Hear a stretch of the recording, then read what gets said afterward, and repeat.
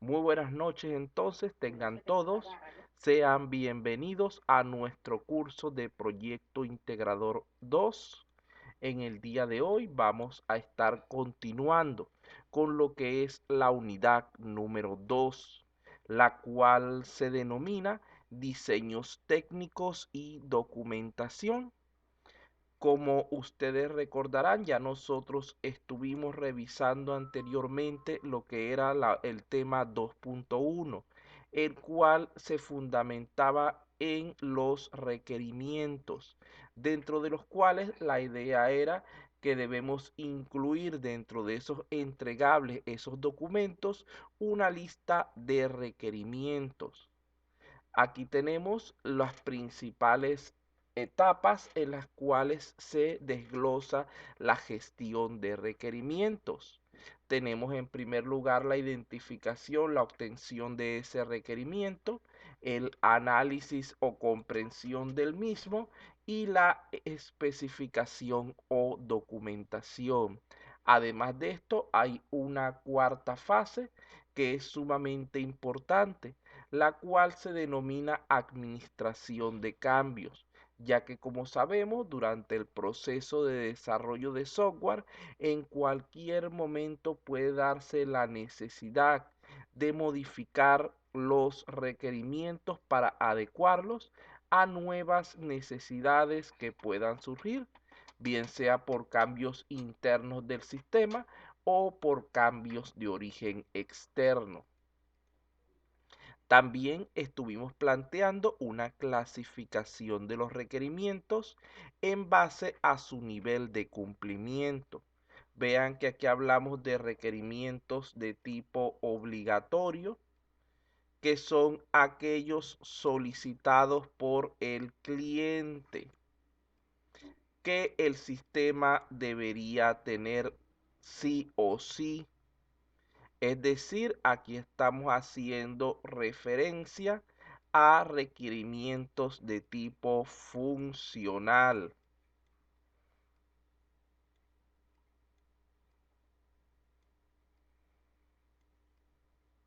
Luego, por otra parte, tendríamos los requerimientos de tipo recomendable.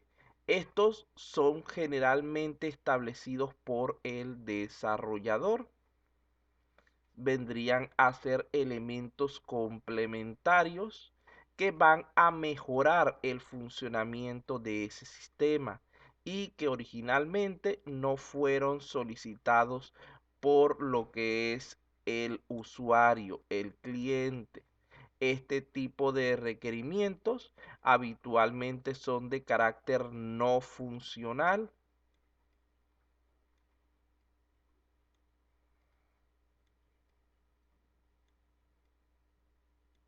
aunque pueden también haber elementos de tipo funcional aquí incluidos, pero la mayoría de los casos vendrían a ser mayormente de carácter no funcional.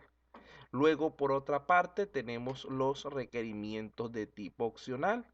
Estos también son generados por el cliente, pero están referidos a ciertos aspectos no funcionales que no influyen realmente en el funcionamiento del sistema, sino que son sugerencias, son aspectos de tipo apariencia, de tipo colores, etcétera, que no afectarían el funcionamiento real del sistema.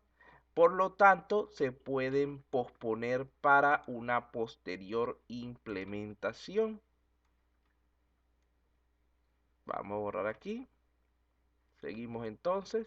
Ya nosotros habíamos planteado la idea de una clasificación de los requerimientos de acuerdo a su funcionalidad, hablando entonces en términos de requerimientos funcionales y requerimientos no funcionales. Recuerden que los funcionales son establecidos por el cliente. Son esas necesidades, esos elementos que el sistema debería tener. Y los no funcionales casi siempre son determinados por el desarrollador. se basan en esos aspectos del sistema que resultan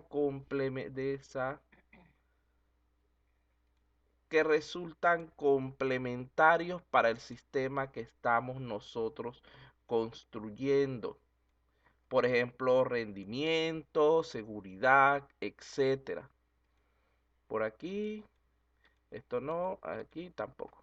Luego, en cuanto al tema 2.2, estuvimos hablando de la determinación de los diseños técnicos del proyecto. Fíjense que en este caso se nombran entre muchos ciertos tipos de entregables que deberían estar presentes dentro del desarrollo de software, prácticamente sin importar el tipo de metodología que estemos utilizando. Aquí se van a incluir diversos modelos y diagramas elaborados para servir de guía durante la construcción del proyecto. Y aunque es muy amplia la variedad de este tipo de elementos que existen, que se pueden generar, vamos a referirnos, a limitarnos solamente a un grupo de ellos, los cuales están indicados en pantalla. Vamos a ver entonces rápidamente los dos primeros que ya habían sido revisados. En primer lugar, tendríamos el diagrama entidad-relación. ¿Para qué nos sirve este diagrama? Este diagrama es utilizado para el diseño y depuración de la base de datos del sistema. El mismo incluye dentro de sus símbolos principalmente los tres que tenemos en pantalla. Tenemos el rectángulo que representa a la entidad, el rombo que representa a la relación y el óvalo que sería el atributo. Fíjense que cuando estamos hablando de entidades, estamos hablando de cualquier tipo de elemento estudiado, bien sea una persona, un objeto, un concepto, un evento, etcétera, que tenga ciertos atributos que puedan cambiar con el tiempo. Allí tenemos algunos ejemplos de entidades que comúnmente usamos, por ejemplo, cliente, estudiante y producto. Van a depender del caso que estemos nosotros haciendo referencia. En segundo lugar, tendríamos las relaciones. En este caso, estamos hablando de la forma en la que las entidades interactúan o se asocian entre sí, es decir, las diversas acciones que se pueden realizar entre dos entidades. Por ejemplo, en el dibujo que tienen en pantalla, podemos ver que el estudiante puede inscribir un curso donde la relación sería precisamente ese elemento de la inscripción o como llaman aquí matricular. En tercer lugar estarían entonces los atributos. Estos no son otra cosa sino cada una de esas propiedades o características que posee la entidad. Aquí en el ejemplo tenemos que la entidad llamada estudiante le hemos colocado tres atributos básicos. Tenemos por una parte el DNI, que vendría a ser su campo principal. Luego de eso tenemos el nombre y tenemos el correo electrónico. Esto solamente por nombrar algunas. Fíjense que cuando hablamos de ese campo clave, de ese campo principal, debemos resaltarlo a través de un subrayado en este tipo de modelos. Por otra parte, también hicimos referencia a lo que son las cardinalidades. Esto vienen a representar los atributos numéricos, es decir, las cantidades en las que se presenta la relación entre dos entidades. Fíjense que las más comunes son las que tienen allí en pantalla. Relaciones uno a uno, relaciones uno a muchos, relaciones muchos a muchos. Son los tres tipos más comunes, donde una vez conocidos estos elementos, planteamos varios errores que comúnmente se presentan cuando estamos construyendo diagramas de entidad-relación. Fíjense que aquí tenemos un primer error. ¿A qué se refiere este error? ¿Puede alguien decírmelo?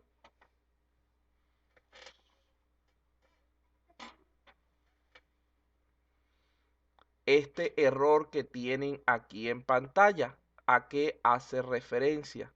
¿Cuál es el error que está allí?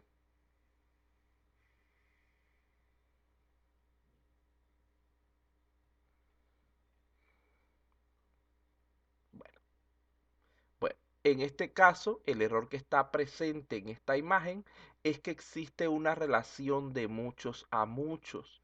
Este tipo de relaciones son totalmente inconvenientes en términos de programación, de construcción de la base de datos, porque van a llevar a incoherencias, sí, incoherencias del sistema. Entonces, por ello, ese tipo de error se soluciona simplemente añadiendo una tabla auxiliar que convierta esa relación de muchos a muchos en dos relaciones de uno a muchos.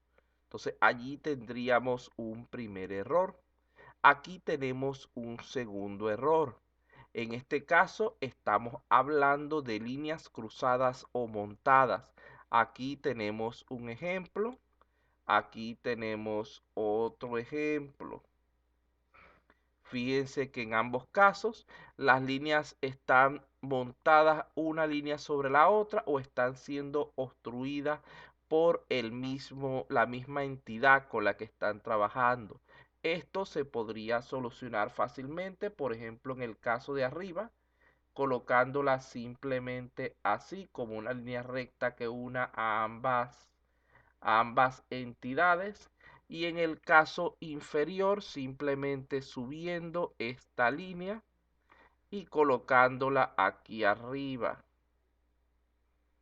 y ya nos evitaríamos ese error de que las líneas estén cruzadas o montadas. Tenemos también aquí otro error. Esto es a lo que llamamos una referencia circular o un error de redundancia. ¿Qué es lo que pasa aquí? Que para poder generar esta tabla que está aquí al final, tenemos dos caminos diferentes. Y esto no es adecuado a nivel del diseño de la base de datos. Aquí podría ser que el error fuera que esta línea está de más, ya que debería haber un solo camino posible para llegar a cada una de las tablas finales, porque si no se vuelven a producir entonces inconsistencias en nuestro diseño. Aquí tenemos un tipo de error también, que sería la discontinuidad. Fíjense que en este diagrama, si nos percatamos bien de la figura, podemos notar que no parece que fuera una sola base de datos, sino que se tratara de dos bases de datos diferentes. Debe hacer falta aquí algún tipo de conexión entre estos elementos. Por ejemplo, podría ser así. Lo importante es que todos los elementos, todas las entidades de la base de datos deberían poder comunicarse de alguna manera. Aquí básicamente lo que se presentaba eran como dos bases de datos independientes. Aquí en este diagrama estamos mostrando la forma correcta como les podría quedar un diagrama entidad-relación. Fíjense que todos los errores que hemos planteado ya no existen en este punto. Ya, por ejemplo, lo que es ¿cuál era el primero? El primero era el de las relaciones muchos a muchos. Allí no hay ninguna relación muchos a muchos. Todas son de uno a muchos. Tampoco está presente referencias circulares, ni tampoco hay allí líneas cruzadas o montadas, ni tampoco discontinuidades. Por lo tanto, decimos que este modelo que hemos planteado en este punto representaría la versión correcta de lo que es una base de datos, un diagrama entidad-relación. Nosotros para este curso se supone que íbamos a construir un modelo de una farmacia web, pero no vamos a hacer eso como se les dijo. Simplemente vamos a usar esa información para plantear los ejemplos que vamos a utilizar durante el curso. Fíjense que en este caso la farmacia estaría integrada por 3 módulos principales: uno de compra, uno de ventas y uno administrativo. Dentro del módulo de compras hemos incluido los siguientes elementos: uno de gestión de proveedores, uno de gestión de productos y un inventario. A final de cuentas, este inventario no viene a ser otra cosa sino una tabla auxiliar que relaciona a las otras dos. Por otra parte, tenemos lo que es el módulo de ventas. Aquí hemos incluido pagos, facturas y y entregas, porque se supone que era una farmacia con servicio de delivery. Y finalmente en la parte administrativa tendremos lo que es la nómina, que ustedes la llaman planilla.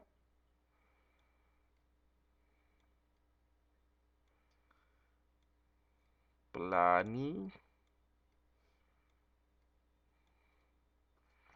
Tenemos también los diversos impuestos, es decir, mayormente lo que es el SUNAT.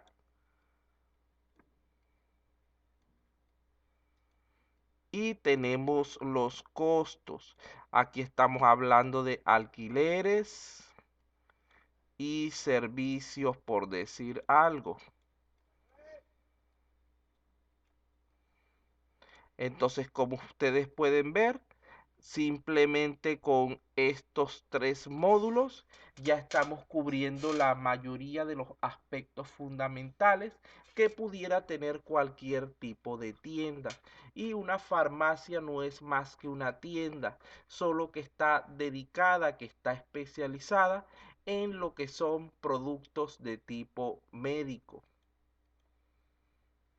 Aquí podemos ver entonces en la siguiente figura cómo podríamos nosotros relacionar esos elementos que habíamos planteado. En este caso, se pensó en las siguientes entidades. Tenemos un proveedor, el cual se encarga de suministrar las mercancías a la farmacia.